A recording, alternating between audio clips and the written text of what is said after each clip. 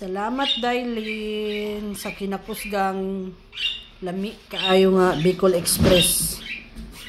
Magkuan jud imong dila mag update kay halang-halang siya pero dili as in a bad nga halang.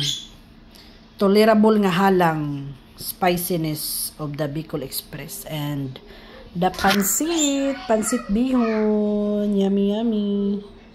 Thank you Dailin. Ano yung Bicol Express.